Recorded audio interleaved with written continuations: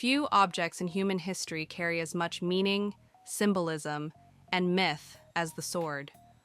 More than a weapon, the sword became a reflection of civilization itself, its technology, its values, and its conflicts. From ancient battlefields to royal courts, the sword stood as both a tool of survival and a symbol of power, honor, and identity. Unlike primitive clubs or thrown weapons, the sword required intention. It demanded skill, discipline, and craftsmanship. To wield a sword was not merely to fight, it was to participate in a tradition that spanned continents and millennia. The birth of the blade. The sword emerged when humanity learned to shape metal with precision. Early humans used stone blades, but true swords became possible only with the discovery of bronze and later iron. These materials allowed blades to be long, balanced, and durable enough for repeated combat. The earliest swords appeared during the Bronze Age. These weapons were short by modern standards, often leaf-shaped, and designed primarily for thrusting. They were expensive to make and rare, often owned only by elite warriors or leaders. As metallurgy improved, so did sword design. Iron and steel allowed blades to become longer, sharper, and more resilient, turning the sword into a dominant weapon of war. Fun fact, early swords were sometimes buried with their owners, symbolizing status and the belief that the blade followed its warrior into the afterlife. A weapon that shaped civilizations. Across the ancient world, civilizations developed swords uniquely suited to their fighting styles. The ancient Greeks favored straight, double-edged swords for close combat once spears broke. The Romans perfected the short sword known as the gladius, designed for thrusting in tight formations. This weapon helped build and maintain one of the largest empires in history.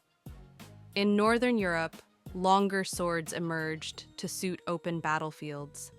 Viking swords balanced cutting and thrusting, while Persian and Middle Eastern blades evolved toward curved designs better suited for mounted combat. Each sword told the story of its culture, how its people fought, moved, and survived.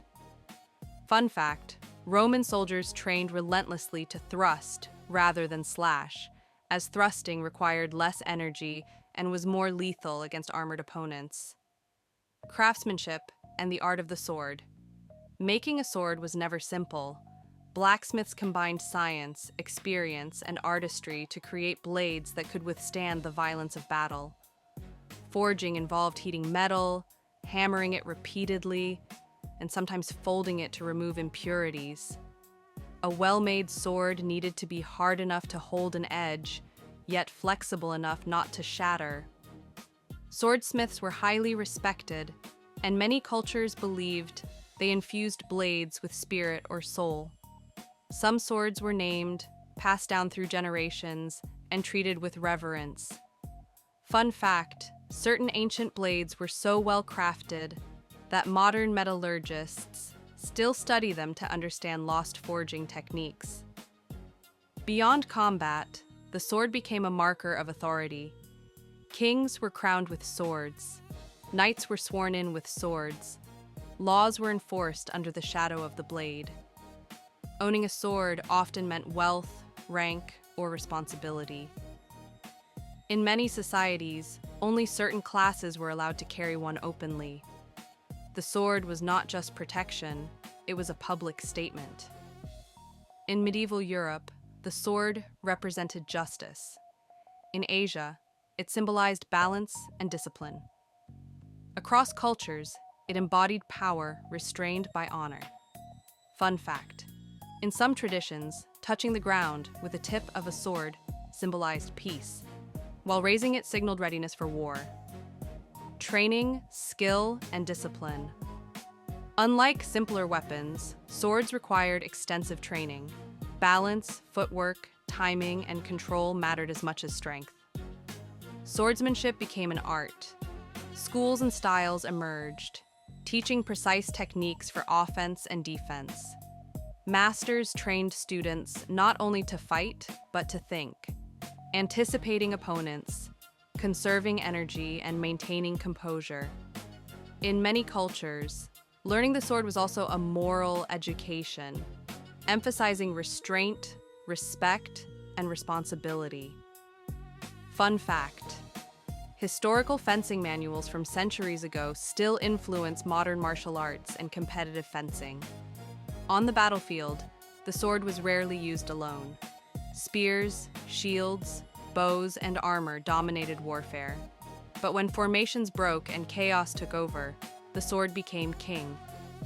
Close combat demanded a weapon that could cut, thrust, and defend all at once. The sword filled that role perfectly, yet swords were not always the most efficient weapon. They required maintenance, training, and skill.